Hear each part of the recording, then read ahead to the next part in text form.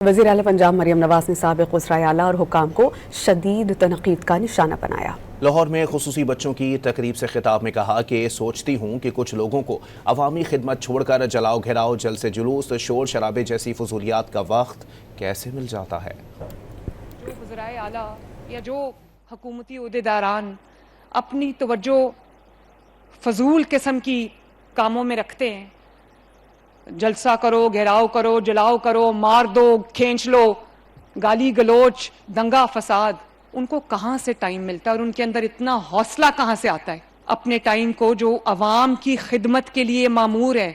इतनी लोग हैं जो उनकी तवज्जो के मुंतज़िर हैं, जिनकी थोड़ी सी तवज्जो से उनकी जिंदगियां बदल सकती हैं।